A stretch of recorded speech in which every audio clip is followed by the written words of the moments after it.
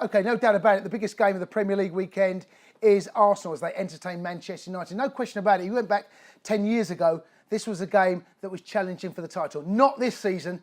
It's just top four. Defensively, both sides are awful.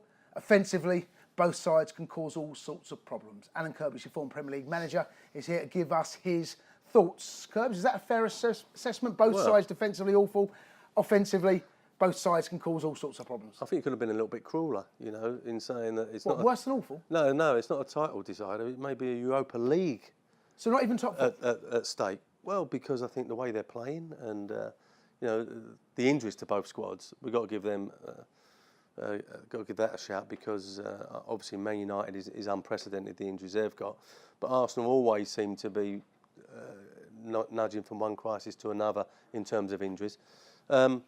But you're right. I think that, you know, let's go back a few years when you know, you've had pizzas thrown at people, and you've had Roy Keane and Vieira in the tunnel. You've had Martin Keown giving it all that. I just can't quite think this has got the same feel about it, this game. Man United are obviously in transition. So many signings and all these injuries. But I think Arsene Wenger is the man who's probably got more pressure on him this weekend, because I think that Van Gaal can fall back on the fact that he's just gone to the club and this is a new project and they've got to get used to my philosophy. We like all them words. But I think Wenger, who's been there so long now and has basically based his success on finishing in the top four, at the moment he finds himself out of that top four, out of that European place. And, you know, if he doesn't start picking up results soon, he might find that he finishes outside that top four. Now, both managers, and rightly in my opinion, have been criticised for the lack of signings defensively this season. Manchester United have invested heavily in a number of top-class players. They seem to be top-heavy. They seem to be left-hand side heavy, for my money. Injuries affect the squad, but the amount of money they spent, Man United, I've got no sympathy for them whatsoever, because it's a squad game now. So why should injuries affect the squad? I did wonder when it's the same as when David Moyes went into Man United quite late.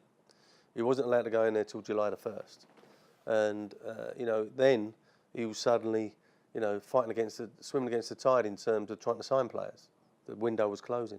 I think Van Gaal was same. He was on World Cup duty with Holland, got into Old Trafford after the World Cup, immediately went off to an American tour where he had to assess his squad, and then, you know, a couple of weeks to bring them players in. So I think the transfer business of Man United, as you said, has been very top-heavy, very forward-thinking. And now I just think that he wished he could turn the clock back and bring in some defenders, because I don't think the fact that Smalling, Jones and Evans, three centre-halves, are out at the moment. I know Smalling may be back, but just got some. But they was always out. They're always picking up injuries, them three. Add that to Fernand and Vidic. They've always had a problem at centre-back in having two fully fit players who played their regular. So I think that was an area that Van Gaal should have addressed first. Apart from bringing in, you know, thinking about these forward players. You can't just blame Van Gaal, though. No, it's people. Edward Woodward and the club made mistakes 12 months previous. Obviously, when you're at a football club, you know, you have that graph. You have how many times this player's played and how many games he's missed, and there'd be a big question mark about the fitness of Jones, Smalling, and Evans over the last 18 months. Add that to the fact that Rio Ferdinand retired, Vidic, carrying injuries, has left the club. So suddenly there was a real massive hole.